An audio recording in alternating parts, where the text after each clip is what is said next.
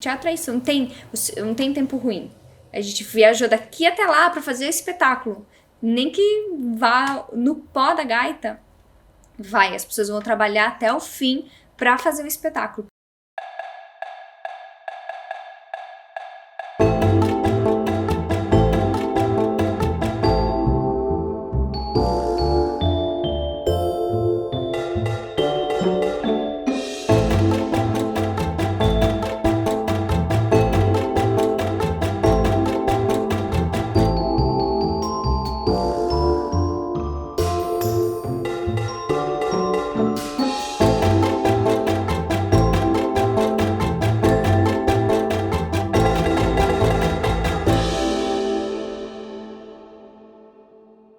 Quando a gente foi para a Amazônia, a gente já estava preparando o espetáculo no ON. E a gente foi para lá com esse desejo de ir para a Amazônia também para entender a floresta do Camboja, esse calor, essa umidade, e fazer essa relação com esse país tão longínquo, tão diferente do nosso.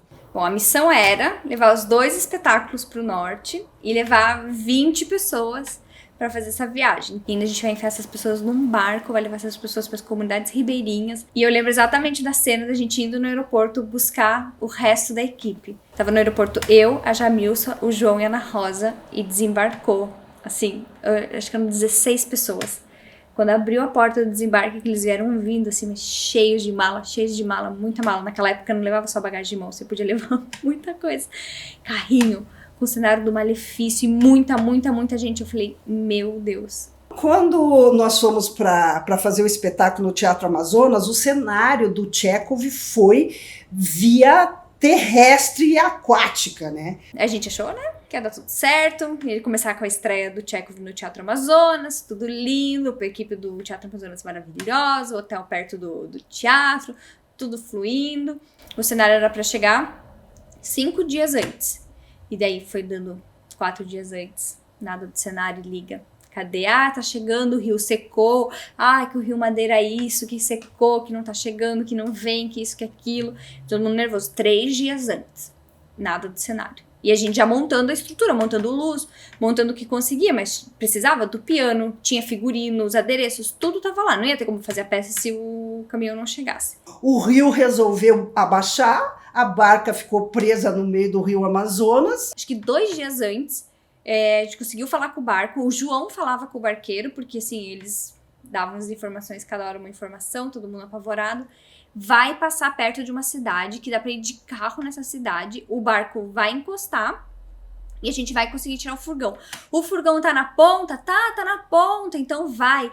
Empresta de não sei quem um trapiche flutuante. Maior missão, o João trabalhando junto com o motorista, o Bruno, que era da Tamanduá, trabalhando para conseguir tirar o furgão de lá, vai, dirige até essa cidade, bota no rio o trapiche flutuante, tá vindo o barco, na hora que encosta, o furgão tava do lado, mas não do lado que desembarcava, era na outra ponta.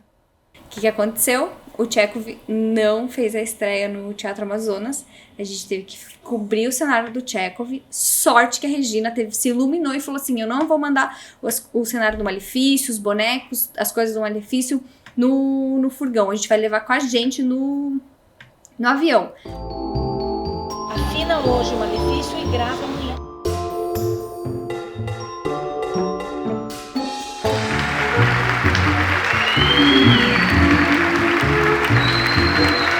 E a gente estreou com o Malefício da Mariposa.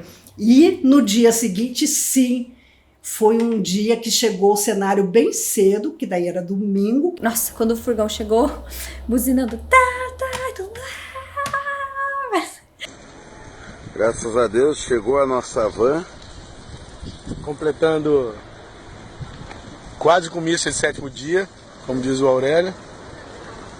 Olha lá, a alegria do Bruno. O Bruno tá lá feliz da vida. Não parece nada, né? Uma van chegando num local parece uma besteira, assim. Mas ninguém sabe a alegria que tá aqui. Alegria e pavor, né? Mas vai dar tudo certo. Hoje já vamos montar aí, já vai ficar Ana Rosa sorridente. Deixa eu ligar pro Cândido pra ele liberar a nossa entrada. No mesmo dia que chegou, a gente terminou de montar de noite, teve Tchekov, foi uma correria.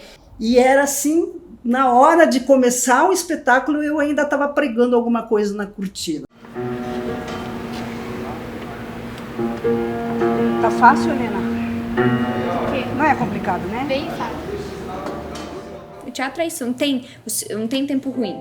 A gente viajou daqui até lá para fazer o espetáculo. Tem que vá no pó da gaita. Vai, as pessoas vão trabalhar até o fim para fazer o espetáculo.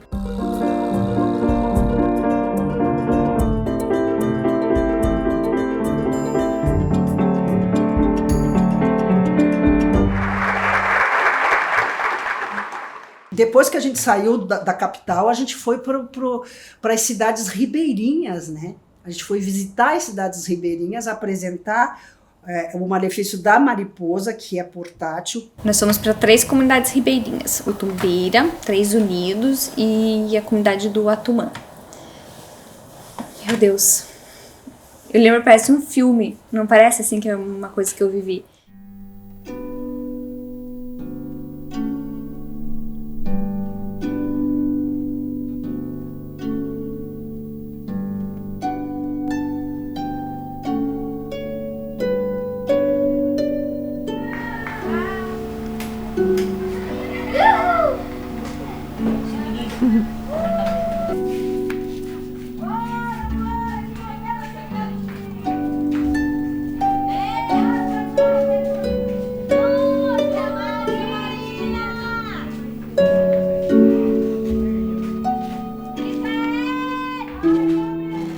Quando você olha para o Nuon, você não necessariamente faz essa leitura, porque não era essa a ideia, não era ser explícito. Mas a Amazônia, ela ajudou muito a gente a construir os nossos corpos, o tempo do espetáculo principalmente. A gente se envolveu com a história do Camboja e a gente decidiu contar a história da Nuon. Eu sabia que eu não ia dobrar papel como os outros. Aí a responsabilidade era maior, porque eu sou acostumada e gosto mais, prefiro contracenar sempre. E nessa vez não. É legal essas exigências também, né? De você ter que fazer uma coisa que você nunca fez, mas se você é atriz e está lá e o trabalho pede, você tem que se dispor, né? Desce de novo agora e sem olhar pro chão.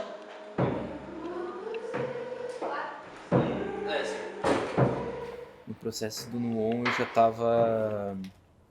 já tava na faculdade, então não tinha tanto tempo assim, então eu acabava vendo menos ensaios, assim. E aí teve um dia que a Ana e o Matheus, que estavam fazendo a música na época, sabiam que ia ter que ter 2 músicos na peça, mas ainda não tinham parado pra correr atrás desse segundo músico, não tinha aparecido ninguém ainda. E aí um dia eu tava meio no ensaio, assim, assistindo e tal, ia rolar uma cena, uma improvisação da Nuonzinha, da Fali Nuon pequena com o Sampá, que era esse personagem que era um par romântico dela e não tinha muita improvisação com eles ainda. Eu já tinha visto várias improvisações. E aí o Matheus tinha algumas ideias na música, a Ana tinha falado algumas coisas também. Tem que ter isso, eu acho que pode ser interessante uma flauta, porque essa coisa do vento, né? Eles vinham numa correria, assim, e tal. E aí eu lembro dessa ser, tipo, a primeira vez que eu improvisei em cena. E foi também a primeira vez que, tipo, eu tive contato com música de teatro, foi, tipo, já numa cena, assim. Para além de ser uma oportunidade de fazer música, era uma oportunidade de explorar esse mundo novo que literalmente caiu no meu colo junto com aquele de Imbê. Então, olha, eu vou pedir para vocês fazerem essa passada, que vai ser a primeira passada inteira, na verdade. Então, deem o espírito para a peça, para vocês poderem ir sentindo agora como uma cena leva para outra. Quando eu assisti os ensaios ali do Nuon, eu falei com o Rodrigo, vamos fazer só a luz de chão. E se você vê a luz do Nuon, tem muito refletor no chão, né? Claro que não deu certo, né? Só a luz de chão, né? Não deu errado. Mas a primeira ideia ficou, né? Então, se você vê, tem muito, a luz sai muito do chão. E foi muito bom, né? Eu achei o processo do Avelola, a maneira de ir encaixando, de repente vai chegando as cenas, Que nem eu tenho a mania de fazer a luz junto com o diretor, né? Vamos fazer isso, como é que o que você acha? A experiência que era, né? A peça escura. O Ziolkowski tem mania de usar gobo, engraçado, eu não uso muito gobo, então ficou interessante as propostas dele de usar gobo, e ficou fundamental ali, principalmente em cima do praticável. Tem alguém aí? Eu entrei no processo ele já tinha um certo caminho, né? Não entrei no processo no início dele. A gente tinha um monte de escultura meio quebrada, mas a gente era uma fonte de pesquisa incrível, porque tinha a parte de escultura, nos dava algumas formas, esclarecia algumas coisas, nos dava algumas mitologias com as quais a gente podia lidar e desenhos ornamentais que a gente podia transpor para as roupas. Mas com relação ao figurino foi muito legal que a gente pôde experimentar, tanto que quando terminou a gente não tinha nenhum desenho, porque tudo foi experimentado no fazer, a dobrar o tecido sobre o corpo e experimentar isso. Então, Não é laço, né, Edu? não tem que ser nozinho. Não, é só um nozinho. Então a gente pode até cortar, porque dá para você deixar isso aqui pronto. Vamos ver, ó. Foi um processo muito enriquecedor assim, de construção. Tinha algumas coisas que foram construídas para ensaio e que foram refeitas até a gente achar uma forma para aquilo, né? Então foi um processo muito acolhedor de criação, na verdade.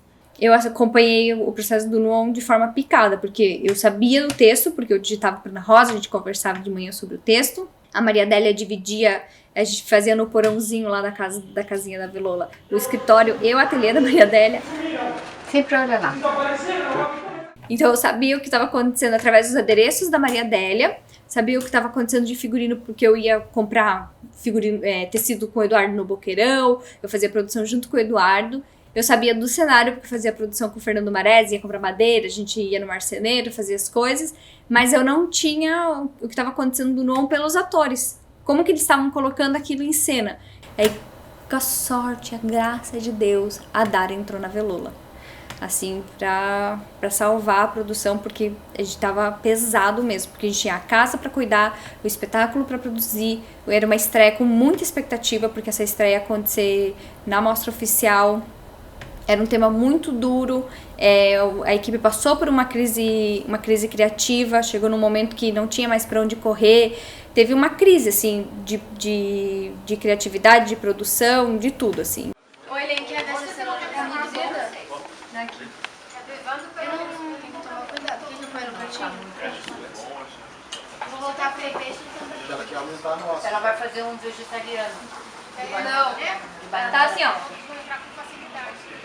Mas não tá crua. não. Tá cozido, tá al dente. Tá al dente. Posso pôr o peixe já?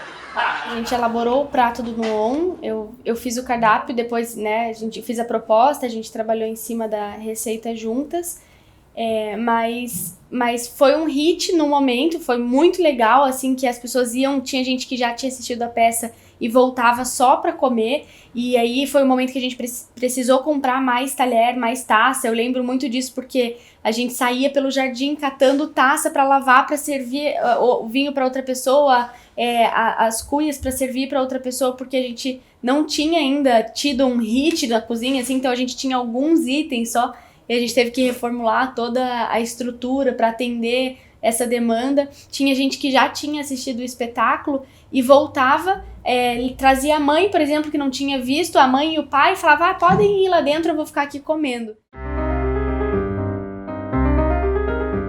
A cozinha, ela faz parte da forma como a gente recebe o público. Então, é como se você estivesse chegando na casa da avó de um amigo, que às vezes você nunca foi, mas você se sente acolhido. Essa é a ideia que a gente tem quando a gente convida o público para entrar. E no final ele vai assistir um espetáculo, mas isso faz parte de todo um conjunto. O cheiro vai chegando, às vezes de uma borscht russa, às vezes de um peixe quimer, de um peixe cambojano, e aí você vai se convencendo dessa proposta, que termina num espetáculo. E quando a pessoa senta nas cadeiras vermelhas que fazem um barulho diferente, que são de um tamanho diferente, de outra época, que tem que dar uns passinhos para passar e já cria uma intimidade entre o próprio público, porque é tudo tão apertado que ali as coisas se transformam.